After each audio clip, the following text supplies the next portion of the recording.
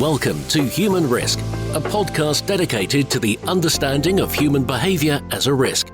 Here's your host, Christian Hunt.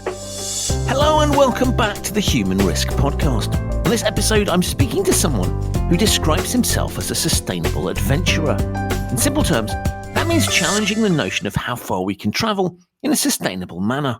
While many of us might think of doing short trips in an electric car, or maybe a journey of several hours by train, my guest Wiebe Wakker has taken things to a whole new level. By which I mean a 3.5-year journey from the Netherlands to New Zealand in, wait for it, an electric car. And earlier this year, travelling from Amsterdam to Dubai by train. It was this latter journey that grabbed my attention, in part because I've also been reflecting on how I travel. If you follow me on social media, you'll know that I'm moving from London to Munich, and so I'm travelling between the two cities on a frequent basis.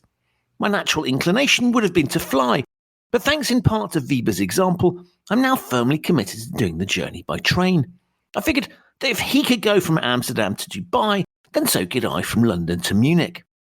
Since Wiebe had a big impact on me and was someone who was clearly prepared to push limits, I thought he'd be an interesting person to have on the show.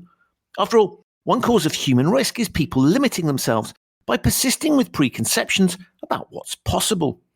In a world that we often see as divided, Wiebe's stories contain some lovely examples of precisely the opposite. So please enjoy my conversation with Wiebe Wakker on sustainable adventures. Wiebe, welcome to the Human Risk podcast. Thanks, Christian. I'm so excited to have you here. What I want to do to start with is talk a little bit about you and your background. How did you get interested in the environment and the things that you're doing? Yeah, it's a funny and long story because when I started to do all these crazy adventures that I've been doing recently, in the beginning I was not interested in sustainability at all, actually. So my first adventure was driving an electric car from the Netherlands to Australia, which started as my graduation project. I did education at the University of Arts, and I've been studying for such a long time, and I knew that after my study I wanted to go travel. But being a student, I didn't have any money. But still I wanted to explore the world. I wanted to meet new people, see new cultures. And so I thought, I'm going to travel around the world without any money. So that was the problem that I needed to solve. But then I thought, if I'm going to travel around the world without money, then people need to help me, and I need to create value for people to go support me. So I've been thinking how I'm gonna achieve this. So at that time, electric cars were a thing, sustainability was a thing. So I kind of used that sustainability theme as a higher purpose linked to my desire to go on an adventure. So it was a little bit it was not my main, it was not what drives me, but I used that. And so I came up with the idea to drive to the other side of the world in an electric vehicle. And to make it to Sydney, I asked people to plug me in, as I call it, plug me in project. So on the website, people could select their location on a map and offer me a meal, a place to sleep, or electricity for that car. And based on the offers, the route to down under was determined. So when I started, I had no idea how or even if I would get there, but I thought I'd just start driving and let's see how far I come. And to make it a bit more sustainable, in other countries and areas that I visited, I was going to visit sustainable initiatives to see what environmental challenges there are, or what innovative solutions there are to tackle the climate problem. But in the beginning, when I visited all this project, I was this is interesting, but it still didn't really drive me. But then I got more into it, and I visited dozens of these initiatives at some point, and I really saw how destructive we are to our planet. And I've been doing that trip 3.5 years eventually. So I saw a lot of solutions, saw all the problems, And that definitely made me more caring about the environment. And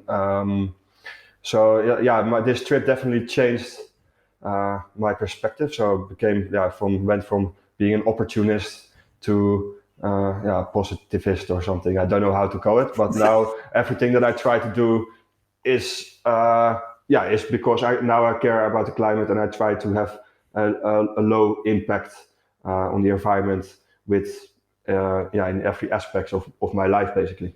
Wow. Yeah. And it's amazing if you look at the map. I Yeah. mean, it's not the directest route. And even if you take into account that some of the that there are some obvious places that you kind of want to avoid, there's some things that are challenging from a geographic perspective. But just the European bit, there's a really interesting sort of loop that you do, which speaks, I guess, to the sort of, let's see what happens, the sense of adventure. Exactly. So the whole route was based on the offers that I received on my website. So when I started that trip in March 2016, after about a year and a half of preparations, I had about 180 offers, mostly from the Netherlands, countries around the Netherlands, but also already farther away, like Thailand, Mongolia, and even in Baghdad, Iraq. Someone said, like, you're welcome to charge up your car here. So I just started driving, and in about 5 weeks, I reached Italy.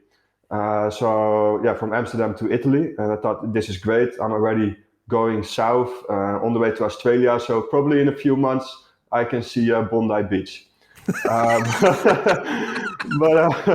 But then when I reached Italy after those 5 weeks, there were not enough offers to continue smoothly more south. But luckily, a lot of Scandinavians appear to be very hospitable, so I thought, you know what, I'll just take the scenic route. And I went from Italy all the way to the North Cape, which is Europe's most northern point. When I was at the North Cape, I posted an image of the route that I'd taken so far. And so you saw this crazy route, like first south to Italy and then to the north of Europe. And people started to call me the Forrest Gump of automotive. It was like, drive, people, drive. It's basically what I did. I kept driving and let my follower decide where I was going, where I went. And so I kept going from the top of Norway, went to Eastern Europe, like Russia, Ukraine, Romania, and I crossed all the way to Turkey in the Middle East, India, Southeast Asia, and I just kept driving. Yeah, and it was super interesting because I expected that I would have some hard times because obviously with my limited range of 200 kilometers, which is basically nothing, and back in that time, even in civilized European countries, there was not really a good charging infrastructure, so I was dependent on charging at people's home using the regular 220 volt outlet. So that basically meant that I stayed overnight at people, charged during the night, and I kept going. But then often a few times, I arrived in a village or city where nobody had offered me something beforehand. So then I needed to be creative to find people to help me out. So I just approached people on the street. I knocked on people's door when it was necessary. Even went dumpster diving when I didn't have food for a few days. And I discovered that traveling without money makes you really creative. For example, I discovered that all IKEAs in Europe have free charging stations for electric cars. So whenever I need for a charge, I went to IKEA, plugged my car in, slept in the back of the car, and if I was lucky, I could still pick up IKEA's free Wi-Fi signal and then let my followers know that I was safe for that day. And but mostly I just people help me out. But if I was really desperate, I often would go to a supermarket, because supermarkets have like press containers that work on high voltage power.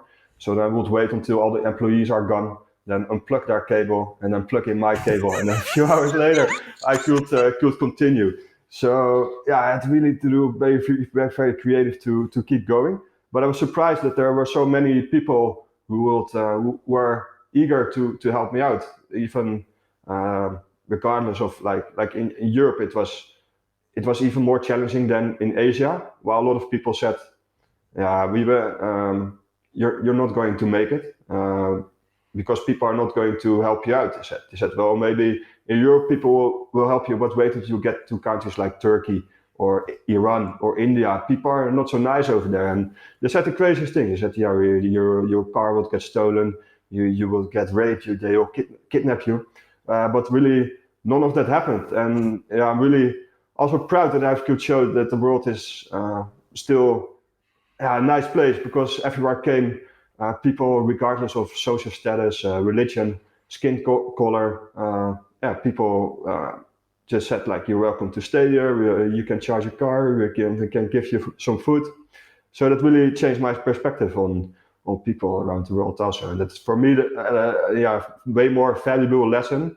And I find it also way more interesting to show than promoting cars with a plug or making a podcast about sustainability or something like that. Yeah.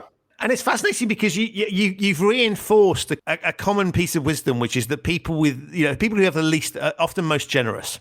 And so you would sort of assume that actually people living in country, particularly relative to the Netherlands and Western Europe, you've been through some places where people really, the standard of living is much lower. People are surviving on much lower. And what I really sense from the way you were talking about it and what I've read about your adventure is really, in many respects, those people incredibly generous. And so the prejudices that we come at, that these places are dangerous, these people are going to hate you because of your skin color, because of what you're doing, because of where you come from. Actually, that's not the case at all. And so when we think about the world, we've got a lot of misconceptions about that. Yeah. And people said that Europe would be easier than Asia, but it was basically the other way around. Like the level of hospitality in Asia is so much higher, and it was so much easy to travel there. And it was really interesting to experience all that kindness. So the whole trip took you 3 and a bit years to do? 3.5 years eventually, yeah. And you literally didn't like return home or anything. You were just on the road for that whole period of time. Yeah, I've been away from home all that time. Yeah, so non-stop trip. Which is crazy in a way. And what I love about your story is it starts with a sort of it's a slightly mad idea in the nicest possible way. So crazy, sort of this thing that somebody might dream about doing. Yeah. And the people that I've seen do this kind of thing, it's either kind of like Ewan McGregor, who does his big bike trips around the world, and where there's a lot of money poured into those things, and of course that's why they have TV crews that go with them as well. Yeah. So those are a very different sort of adventure to the one you're talking about, where it's literally just you, and you're going for it and seeing what happens. Yeah. And so I think that in a way it's fascinating to see because you're really drawing on luck, opportunity, and making the most of it, and a real sense of, it's genuine sense of adventure.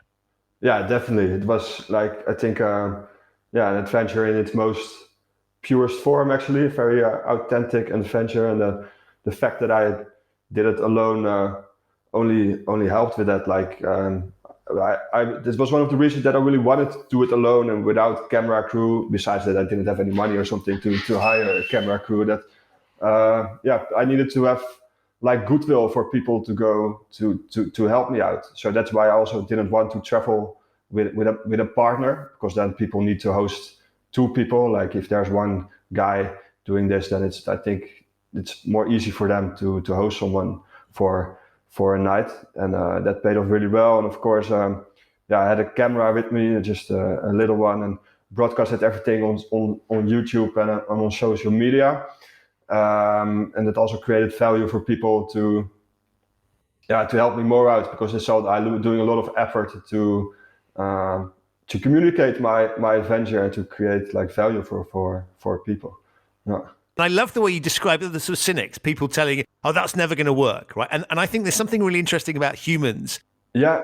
Well, it's very, very easy to criticize people and go, well, and sort of like condemn you for being slightly silly. And of course, from a logical perspective, there is lots of risk associated with it. Lots of things could happen. Yeah. But also you kind of know that lots of good things could happen. And so I'm fascinated by these people that could. What did you speak to any of the people that told you were never going to do it afterwards? Are they, what have they said to you about it?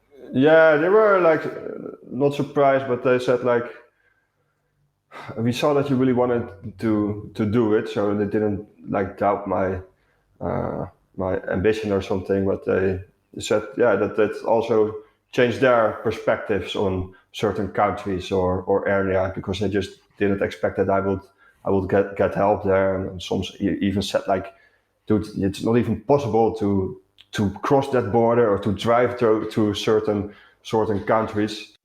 And I didn't know it for sure in the beginning if I would come, if I could come that far. And so that's why I said I was really surprised that so many people wanted to help me out. So yeah, definitely not only changed my perspective, but also that from people who follow me. And I think that's also very, very valuable. Yeah. And so you finish adventure, and again, I encourage listeners to go look at the map of Australia, because even there, right, the route you took was insane. Yeah. And it's just like, it's a beautiful. You sort of looking at it's almost like a small child's driven a thing. How can we make this last as long as possible? Exactly. Yeah. Yeah. And that's also I landed in Darwin because that was the closest to Asia. So I went all the way like Malaysia, Indonesia, and then ended up in East Timor, which is a country that I didn't even knew about before I started this trip. Very tiny country. And from there it was like 700 kilometers to Darwin. So I put my car in a container and flew behind it, because unfortunately I could not be on the same boat. And I just wanted to. Yeah, so when I reached Darwin, I already had been on the road for 2 years and 2 months, and I was definitely exhausted. Like, one of the challenges of my trip was that, I always stay with locals, so I never stay in a hotel or in a guest house. So all the time you're a guest at someone's place, or every day I need to again introduce myself. You're a guest, so then you need to be active, a bit friendly, ask questions. You don't have privacy. And already for 2 years and two months, every day I was like answering exactly the same questions, which definitely got a bit annoying at some point. But now that I reached Australia and that I could almost see Sydney, the Opera House, it was the finish of my trip that gave me energy to continue. And yeah, when I was in Australia, it is such a beautiful country, and I thought like I'm having too much fun, even though it was also like tiring, but I still got enough energy from everything that I experienced. So I just wanted to see most of the country, and so that kind of did a weird loop, going all the way south and then going up again, and then back in the East Coast and inland again, because I wanted to finish on the Great Ocean Road. Like, that was being, I wanted to take that part also. So just because of that, I did a whole loop around it. And for me, that took ages, but because every time it was like 200 kilometers. And in Asia, if you drive 200 kilometers, you see a lot. Like, you pass a lot of villages and see different environments. But in Australia, like, you drive for days and it's basically the same stuff. Like, it's just desert and outback. So that's was definitely challenging, but eventually, happy that I did all this. And I love the way you talk about tiredness, because driving is not a sort of relaxing activity in many cases. So literally just doing that much driving is one thing. Yeah. But as you say, you've got the stress, and I guess to a certain extent the adrenaline, the excitement of what's going to happen next, and how do I plan, how do I deal with life on a daily basis. Yeah. And then that, you can't have an off day, right? Because if people are putting you up, you can't be miserable, and because that's not part of the deal. So that must be quite mentally overloading.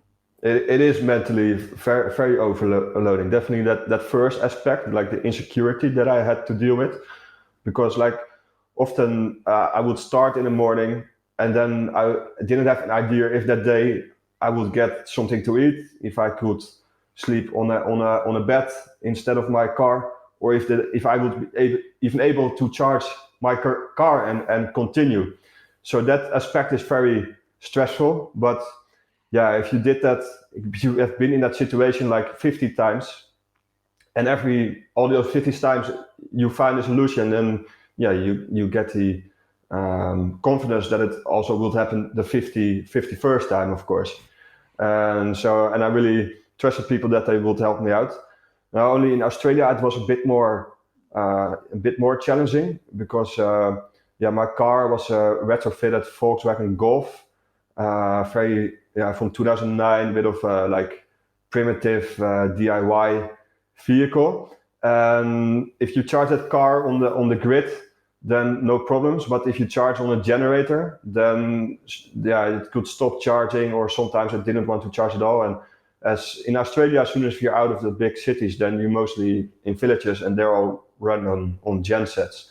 So that was another stress level that that I had to cover. And on the speaking, like when I reached Sydney, which was my goal. Before Sydney, I always wanted to continue. I thought I go to the Americas, I'm having too much fun. But when I reached Sydney, it really felt like mission accomplished, and a lot of energy left my body, and I really got sick. I got a hernia, and I got skin problems. So it was really, then I could feel like I've been over a limit for way too long. And also your second part of the question about like that you need to stay with those people and need to be polite to them and everything. And yes, in the last few months of my trip, I could not always bring that up anymore to be like the perfect guest.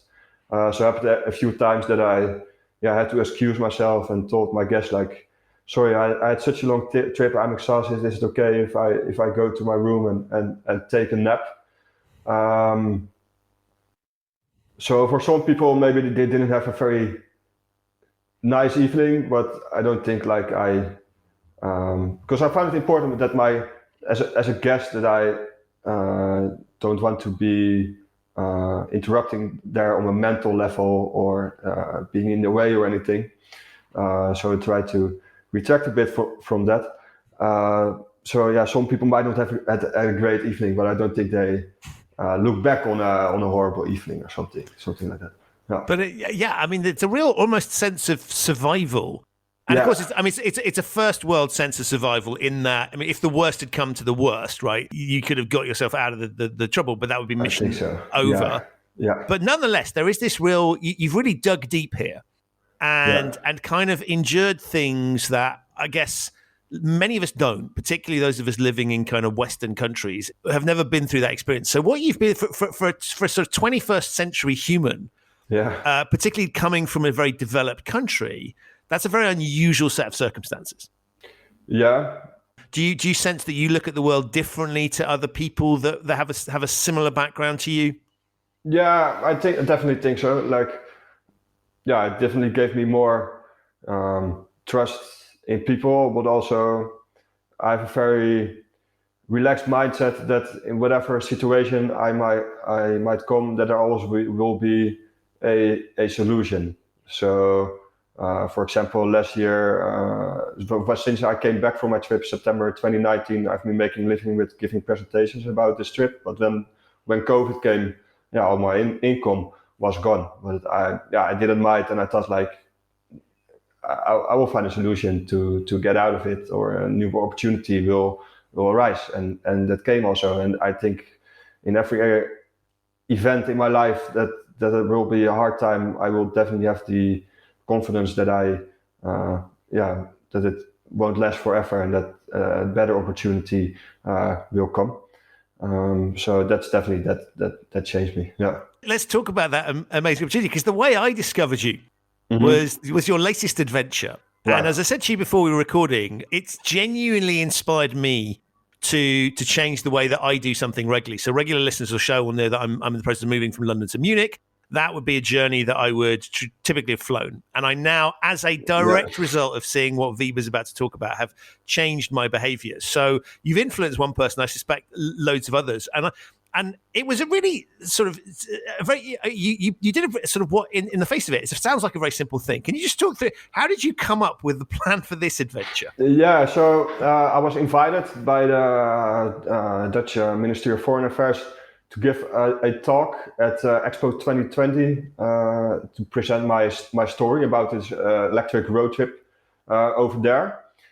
So to me, it didn't make sense to fly to Dubai to speak about a trip that I did to promote sustainable mobility.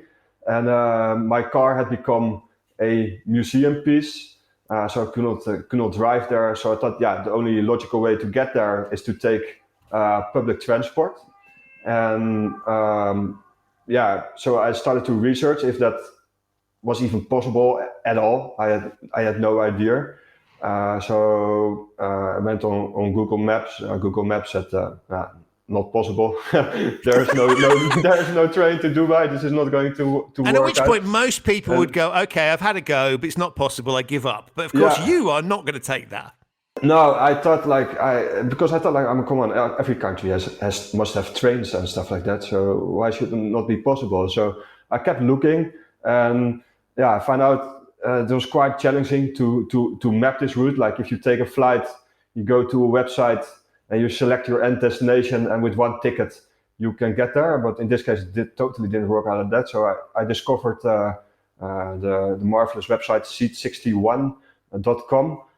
Which is like one guy who's like been mapping all of the world's train rides and routes, and he's still keeping that up to date every day. So that's a really amazing website.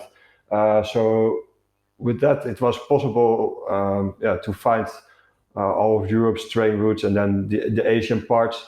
So I discovered that it's possible to go all the way from Amsterdam east to Turkey, then to Turkey, and then to the most southern tip of Iran, where you arrive at the Persian Gulf, and from there was a ferry across the Gulf to Dubai. There were only like 4 different trains or something that I needed to do. Well, in normal circumstances, at least. Now, due to COVID, a few train rides were not going, so I had to take 2 buses to cover those legs. But at the end it was like 6 trains, 2 buses or something, and 1 ferry that could take me to Dubai. And I discovered that you can do it in 7 days. Normally in COVID, non-COVID times, even in 4 or 5 days. So that it's not that much for such a long distance. And now with COVID, I could do it in 7. But I thought like I need to have some, how do you say that? I need to build in some breaks in case of I would miss a ride or something goes wrong. So I thought I can do it in 10 days. And that's how I mapped my route. And so you set off on this adventure. So unlike the last one, you knew where you had your destination planned and your route planned out. And so it's strange because the last journey, you're in control in the sense of you're driving the car. And so you've got that element of control of it. And so that gives you certain things. On the other hand, you don't have the control because you're sort of saying, well, what will I discover? Here you've got a combination of those things because there's the timetables that will tell you what in theory is going to happen. Yeah. But then, of course, you still need people to help you. And then there's the joy of COVID that comes in and causes problems as well. Yeah. That was challenging because when I started planning this trip, it was 2 months before I started off early January. Like every week, the situation changed because of COVID. So that didn't make it more easy to plan it. So I kept to keep changing my plans. And it was only like 5 days before I left that. So this was like end of December. That this Omicron wave came through, and that also changed basically a lot. So just a few days before I left, Iran announced that they would close their borders for 15 days, starting from December 25.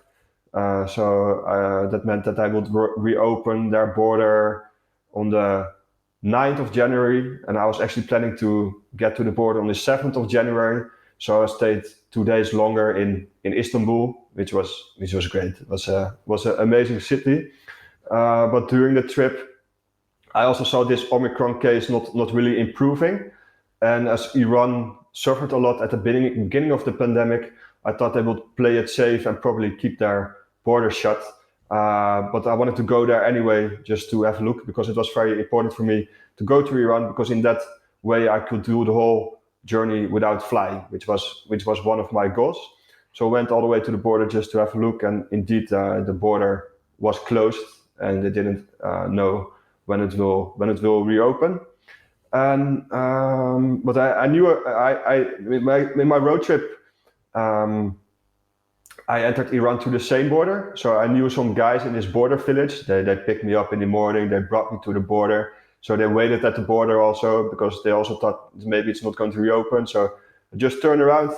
Those guys were still waiting for me. It was really nice. Again, I received a lot of help from people, and also anticipated that the border was closed. So I had a plan B already written out, but I needed to double check if that route was still possible. But there was not any time. Like those guys already arranged a bus for me, and before I knew it, I was on my way to plan B, and this meant that I had to go to Iraq. So when I was in the bus, I had opened my laptop and I was very busy to research if that route was still possible, but it was. And then my plan totally changed. Went to the Kurdistan region of Iraq, which was actually one of the highlights of the trip. Like I was a bit nervous to go there. I didn't know so much about the country. I just knew it was Iraq. So for me, it felt like going to a bit of a war or terrorist zone. But the Kurdistan region is an autonomous region where there are no terrorists or there haven't been any attacks in a long time.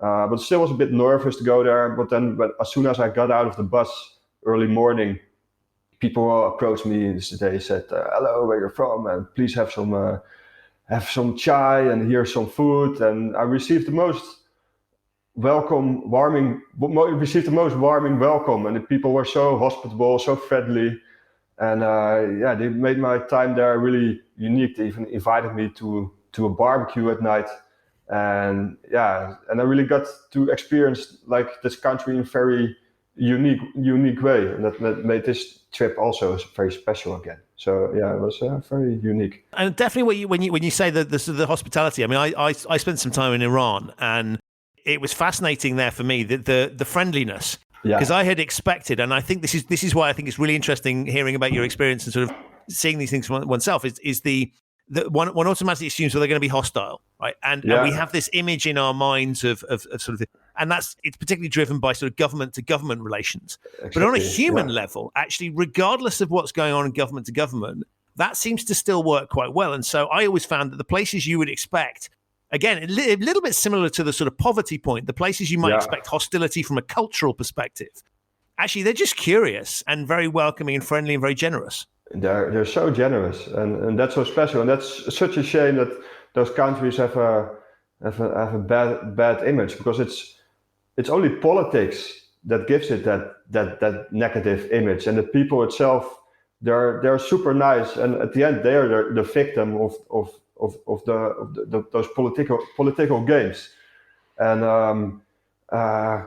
I've been speaking about this so much because I find it indeed so fascinating. And some people say, like, don't you think that they fake their hospitality or their friendliness because they want to show their countries, because it's often portrayed in such a bad way. But I'm 100% certain that's definitely not the way, because they're so true in their friendliness and their hospitality that's just not the case. So. Yeah, that's why I love the Middle East also. It's a very unique area. Yeah. And I think it's really interesting that it's you've got people being cynical, right? Going, oh, well, they're just like, I can't believe that. There must be some ulterior motive, right? They're faking it. They want something from you, or it's propaganda or whatever. And so I think that's quite interesting that we approach that. And there's a natural human tendency to be a bit suspicious and worry, and particularly, we could find a million reasons where they're going to con you, they're going to steal from you. There's a whole load of reasons that there's natural suspicion. But what you've unpicked there is in a random experiment, because you've seen enough of these places you'd have to have a pretty sophisticated government operation to fake this for you. Right. So it's clear. I think you're experiencing as close as you can to a sort of a natural experience there. And what you've discovered is it's a really good story, right? This is incredibly positive. Yeah, and on the way back, I did went through Iran. Then it opened up, and I visited a lot of people who who supported me on my electric car trip. They became like friends, and we stayed in touch all the time. And yeah, like you said, like they want to support you in every way. Like I was just not allowed to pay for anything, and I think it's okay. I felt comfortable if they pay for a meal or something, but at some point I said, "No, this time I pay." I said, okay, they said, "No, you're a guest, we don't pay." But and I feeling a bit uncomfortable because at some point I had some laundry, so I brought away my laundry. And then they even wanted to pay that. And I'm like, come on, that's my personal stuff. You need to pay, but it's just, they don't allow you to just to pay for that. Like it's right. So different than here. Yeah. And I think it's a wonderful thing. I think you pointed this out before, in a very polarized world where there's conflict and challenge, it's really interesting that basic humanity. And even as you say, countries where they would have a right to be irritated with the West. There have been experiences in that part of the world where you might point and say, and even if it's not the Netherlands, right, you're a representative of the West. Right. My sense is you didn't have any hostility at all. No, not at all. No, definitely. This whole electric car trip from 3.5 years, zero hostility, and also this time, nothing. So yeah. Sometimes I think like, is it because I have confidence or something that I attract the right people, or because often you hear bad stories, but I hear bad stories and I think like maybe it's not a nice guy itself that he attracts it or something like that, because why does it never happen to me? Like yeah, but I think that it's also just a common prejudice that we just think badly about Middle Eastern countries or India or something like that, Yeah. And it's very refreshing to hear that. And of course, Wiebe, the story, it was never going to be simple, right? And then you had something that happened to you on the way. There was a sort of major problem, which was the thing you were going to got cancelled. Tell us about that. Right. Yeah. So that was also a bit of a setback. When I reached Istanbul, my contact at Foreign Affairs, he gave me a call and he was like, Wiebe,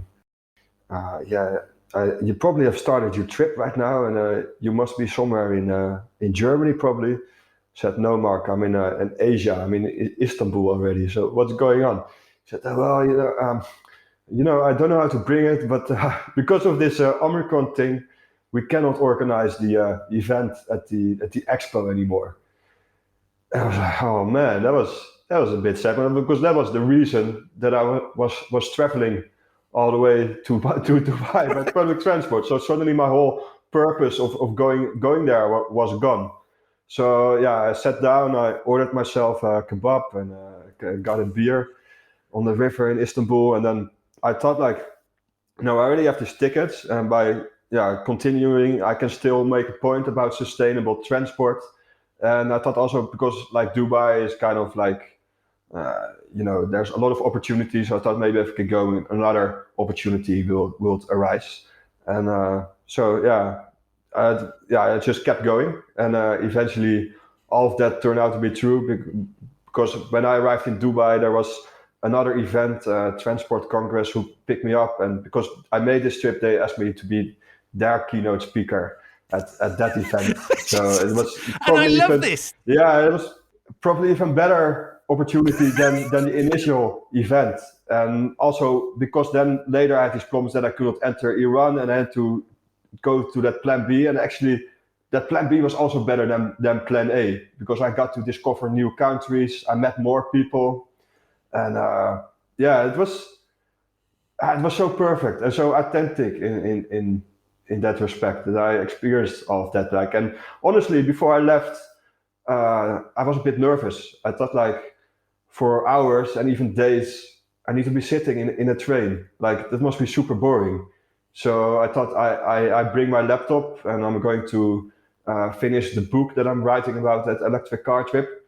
So at some point I open it, but a few seconds later I closed it, because I just was amazed by everything that I saw outside, and I was busy making connections with people on the train, and it was really such a beautiful train ride, because I love how you see like the scenery gradually change. Like first in Europe, it was like more urban. Then in Austria and Romania, the scenery got me more green. And then in Turkey, it was like sub-zero temperatures, and the landscapes were completely snowed, like snowy mountains, frozen ice lakes. It was like amazing, beautiful. And then 2 days later, you were in the Middle East, driving through a desert with like more Middle Eastern temperatures. So like the variety that I had in just a few days, changed so much, and I loved it way more than like taking a plane to your destination, and don't experience all of that. So at my talk there, I said that traveling by plane changes your day, traveling by train changes your life, because it did not only change my life, but also that of the people who followed me and of those I met. For example, a funny story was my mother. She said when I was at the border in Iran, and I could not enter, I called her. I said, "Mom, I cannot go into Iran." And she said, "I feel sorry for you, because I know how important it was to make the trip to Iran. But actually, I'm quite relieved, because I didn't feel so happy about you traveling through that country. I don't think it's safe. So actually, I'm quite happy." And then 3 seconds later, her mood completely changed, because I told her, "Well, Mom, I'm going to plan for plan B, and that means I'm going to Iraq and Saudi Arabia instead." So she hangs up the phone. She was like, "Oh my God, this is not going to end well." And that was funny. I will come back on this later, because I continued my trip, went to Iraq. Then I had to take one unavoidable flight to Jordan. It was the shortest flight I could take, because I had to fly over southern part of Iraq and Syria. I could not travel through these countries. Arrived in Jordan, and from there I had to find a bus to Saudi Arabia. So I went looking around. I found a small bus company, and there was a very friendly lady who sold me the ticket. And she told me, "Next morning, please come back at 10 a.m. to take your bus from here." And so I come back the next morning, and then she looks very happy. She comes to me, she walks with me to show the bus. She said, "Sir, I want to thank you, because I just started my job here and a few weeks ago, and I was still on my trial. And because of my manager saw me speaking English with you yesterday, that got me the job." So that was like, Oh it was very amazing. That was like really funny. So it did not only change my life, but also of those people I met, and later also of my followers, because I continued to Saudi Arabia, also with a train. It was a fantastic train ride. We can cover it later also. And I eventually reached the United Arab Emirates. So I reached my destination. So I called my mother when I stood there in front of this huge flag of the Emirates, and I said, "Mom, I made it." And I said, she answered, said, "Yes, I know." And I have to say, like, I've been amazed by all the stories you brought from countries that terrified me at first, and it's been so amazing to see all those people, how friendly they are, how many help you received, and everything that you they experienced. So she said, "I'm totally changed my perspective." And I think that's what's traveling is about. It's about like making new connections and exploring new things. And so it did not only change my life, but also that of the people I met and the people who followed me. And I think that was the great thing about this trip. And I love it. As I said, you genuinely have changed me, because I literally just thought, why am I because flying, as you say, is quite just parking the environmental thing, but just the experience feels incredibly unnatural, because we're not designed to kind of be propelled through the sky in a metal tube that takes you on at speeds that don't feel normal, and you have no sense. The airport environment is very artificial. You have no sense of the sort of the transition period, and so there's something about rail travel that is wonderful because although it's high speed in many cases, you still are connected with what's going on, and there's a lot more. So looking outside, you can see a lot more of the real world, but also the interaction with people. Yeah, it feels a lot more human than the interactions on a plane. Yeah, on a plane you might just make a connection with the guy who's sitting next to you or something, but in a train, like, you're there for a while, especially like the train from Turkey through Turkey took like 22 hours. So then, you start talking with other people, and people are also more open to make connections, especially people who are traveling alone. So I think that's a nice aspect of slow traveling. I mean, I think we just got way too quickly and spoiled by flying. Like 150 years ago, like intercontinental a plane journey was just not possible, and you had to take a boat or something and spend weeks to get to another continent. So I think we should realize that more, and also make more conscious travel choices, and realize that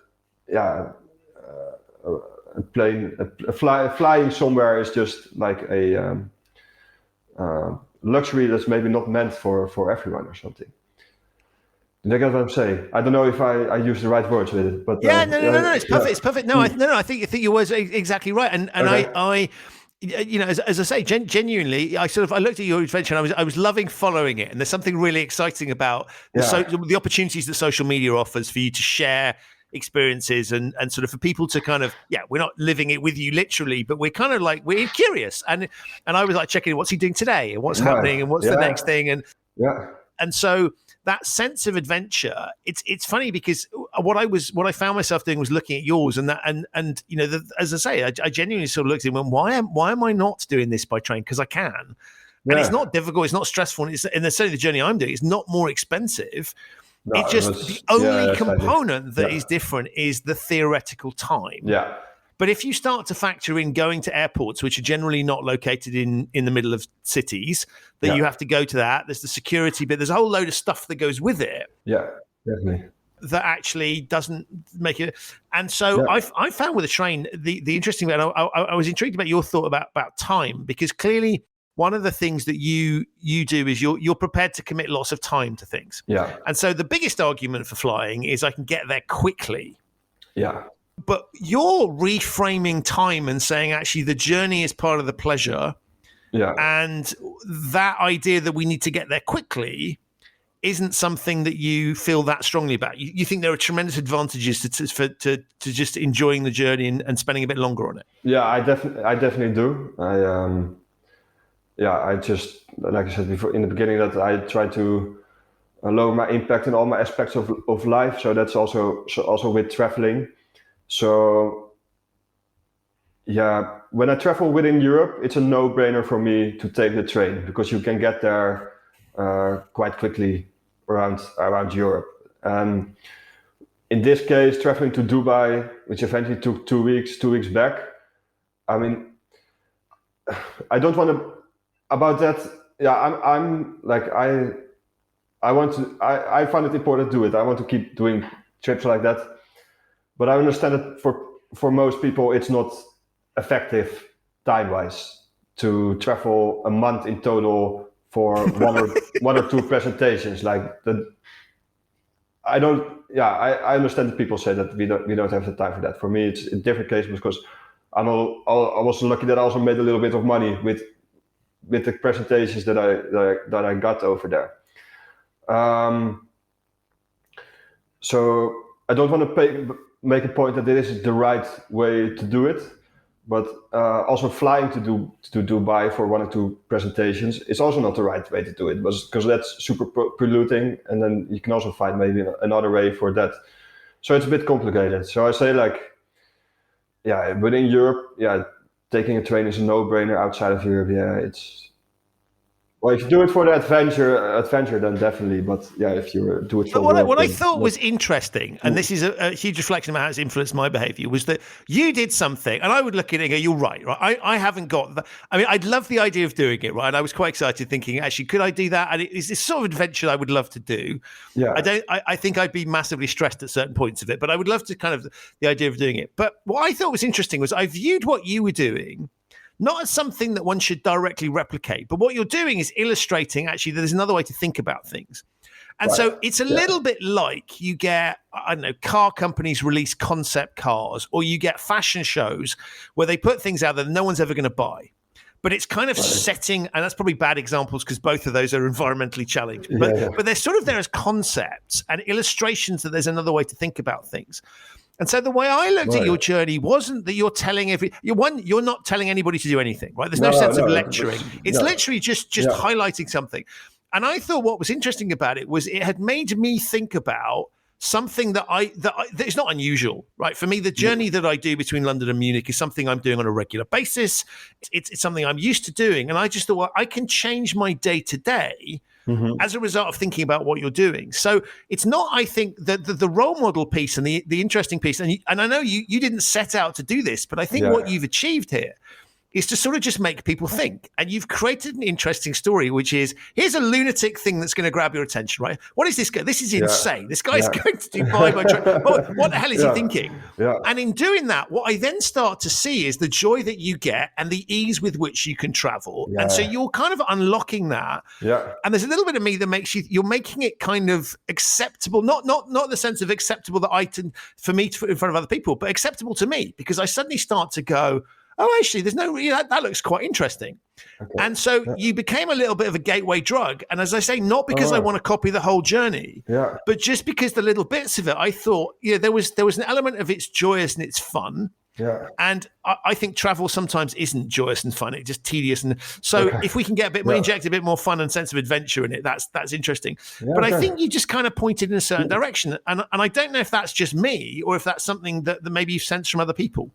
Yeah.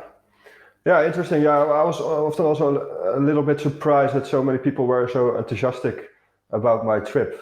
Definitely because my electric car trip, I put a lot of effort into that to make it something interesting, and then the response was like, "Yeah, okay, well, I didn't get all this lot of traction, and now I'm just sitting in a train and taking some photos and posting that, and everyone was like, wow, this is amazing." So I found it a bit contradictory and strange that I now just having fun, and people were like, "Wow, it's amazing what you're doing." No, I'm just sitting on the couch in the train. There's not so much special about it. Yeah. It's like you're not in the Ukraine fighting the Russians or something. You're not like we're doing something. But what I think that's a really interesting illustration of social media, right? Because I get very frustrated. Social media seems to work. If you just put a picture with a silly quote from someone else, right, it can go viral. Right. You put a lot of effort into writing something really sophisticated, and no one looks at it. So I think there's something weird about social media. There may be a human condition that I guess what's interesting about the difference between the car and the train one is the car one, we could all probably write off and go, I'm not going to do that. Right? That feels like, but the train one has much more of an element of, I could do that. It's more relatable. It's relatable and it's feasible. It's affordable. Yeah. And so maybe that's the point here. Yeah. Yeah, that's a good part. I think, people often take trains. People don't drive without money to the other side of the world in an electric car. People didn't really feel that probably or something. So now it was more something that they thought like, oh, this is something that I could do. So that's what found it more related to people. Yeah, that's so you made it back in a month, and then. I mean, from what I can see on social media, and I'm very conscious that, again, social media gives a false impression because I've been actively folling, and anytime you post something, I'm like, what is he up to now? Partly because I'm waiting for the next adventure, and I will ask you about that. But the reaction has just continued to be positive from what I can see. Yeah, definitely. Yeah, people ask me to speak about this trip, and I prepared a really, really nice talk. And I found it fun that people are so interested in this and want to hear more about it. And it says a lot about how the train travel is really something that is a viable option to travel. Although I think some aspects can definitely improve. Like you said, that is cheap or similar to flying. But it was a bit more expensive, I think, like slightly more expensive. But it was basically because the Asian part was really cheap. All the way from Amsterdam to Istanbul, I paid like 350 euros or something. And then from Istanbul to Dubai, it was only 50 euro. Wow, it was like double the distance. Yeah, the train ride from Ankara to the east of Turkey to Erzurum was 1,200 kilometers, 22 hours, and it cost €3.50. €3.50. That was insane. Like I cannot go from my city Haarlem, which is 20 kilometers from Amsterdam for that amount. It cost me 3 times that much or something. So right. Yeah. So, and there are some drawbacks about train travel, but overall it's quite good. Yeah. I'm looking forward to the train company signing you up as the ambassador to drive this new thing. But I think, and it is very timely in terms of the environment and in terms of how we think about our relationship with each other and, the sort of ease of travel. And it's going back to something that our ancestors, back in the sort of 80, I can't remember when the railways were starting to build this. I'll get this wrong. 18, maybe even before then. But as they were building those things up, and of course, there's an interesting element when you look at some of the railways that are in the Middle East. Obviously, that's got colonial era, right? And so that comes with a whole load of it. Why did they build railways? Well, there's not necessarily always a positive story as to the initial build, but there's an infrastructure there. That was built some time ago, and you've posted some stunning pictures of train stations and just beautiful bits of architecture and design. And so what I loved was in many respects, this is a tried and tested technology and a tried and tested way of traveling that's now coming back in many respects. Yeah, definitely. And I think back in the days, like maybe 60s or 70s, it was there was a London to Baghdad train journey, which was actually quite. What I heard from it, quite common ride. There's some really nice vintage posters about the train journey. I think it even went as far as Cairo or something in Egypt. Obviously, like politics and wars changed a lot about that. The infrastructure is there. Keeps improving also. Like I was really fascinated by the train journey through Saudi Arabia. It was from Hayel to Riyadh. It was, 1,500 kilometers or something. And basically the whole train ride was without the slightest bend. It was just completely straight through the desert. And I passed like 4 or 5 train stations. And literally every train station was an exact copy of each other. It was like one-on-one. It was exactly the same. Even how they organized the stores inside of those train stations. They were very luxurious, very modern. They even had like a arrival terminal and departures terminal, so it really felt like an airport. And then to think that there was only like 1 train a day departing from those train stations, it was insane how much they spent on it. So I thought it was quite cool.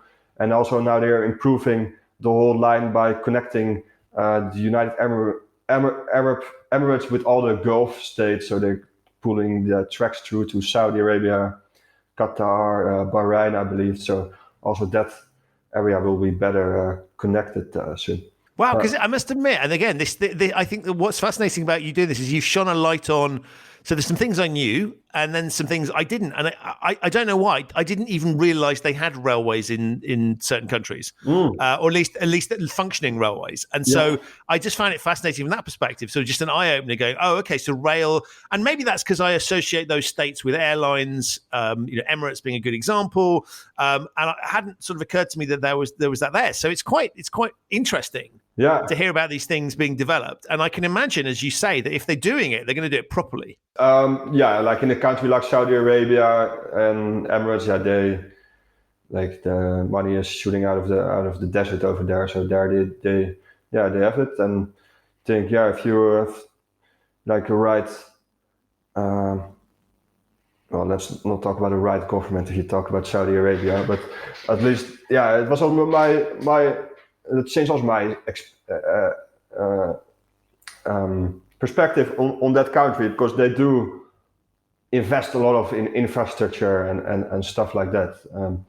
So yeah, if you like in in the Emirates is a better example, where you have like the ruler who is really trying to make a proper country for its citizens, and there they just like, if they have an idea, they just make it happen. So that's great. Yeah.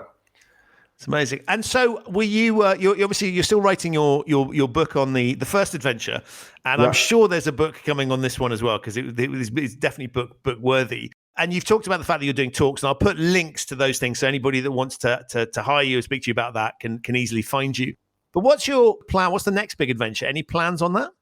I think I don't have a concrete plan what do I do next. My finishing my book is now my biggest project.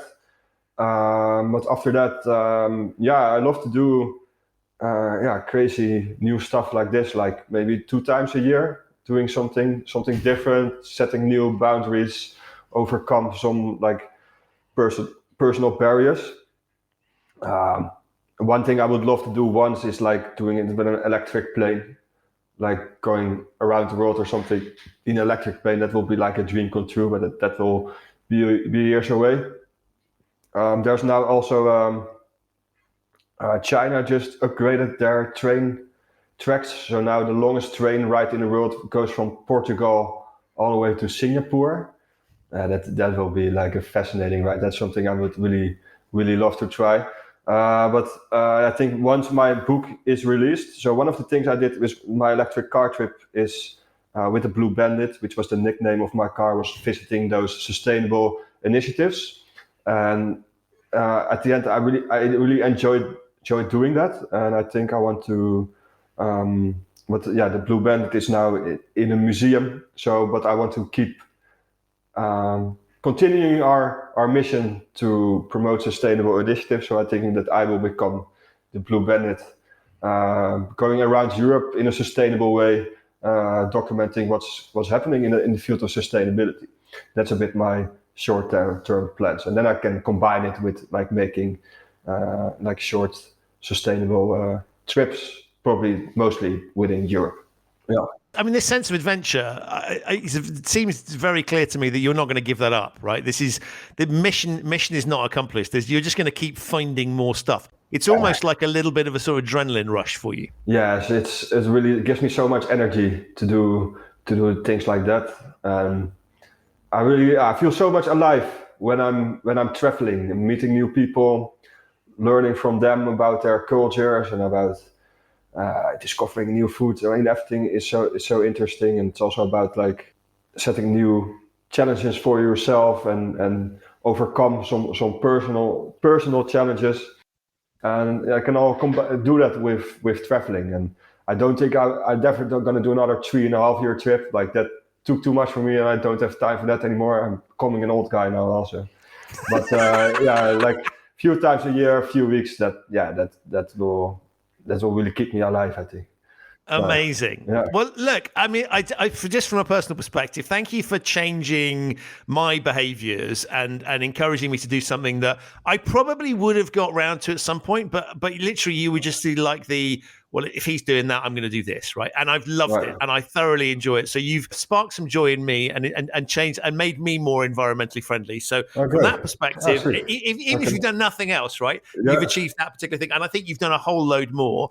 I love the enthusiasm and just the sense of, yes, I mean, literally is, yes, we can, right? I'm just going to go do this. Yeah. And I think that's just amazing. But in a world where we're often told we shouldn't be doing things and we can't do things and we have to stick to traditional logic, I love the idea there are people like you out there doing very sensible things that are slightly crazy and unorthodox and challenging us all to do different things. Yeah. And it's just been tremendously fun. So please keep that thing, because it's just a joy to watch on social media. So I'll make sure that everybody can follow you there and see what your next adventure is. But thank you also for coming onto the show and providing some amazing insights. I'm feeling really inspired, thinking I want to do some new things as well. So thank you so much for that. All right. Yeah, my pleasure, Christian. Thanks for having me. So that's it for another episode of the Human Risk Podcast. My enormous thanks to Wiebe for appearing and to you for listening. To find out more about Wiebe's sustainable adventures, have a look in the show notes. There are links to those there. If this is your first time listening to the Human Risk Podcast, welcome. You can subscribe wherever you get your quality audio content. It's available on all of the major platforms. To find out when I release new episodes of the show, do subscribe to the Human Risk Podcast newsletter. Links to that are also in the show notes. To find out more about human risk and the work that I do with my clients, visit human-risk.com. I'll be back very soon with another episode of the show, but in the meantime, stay safe, travel sustainably, and thanks for listening.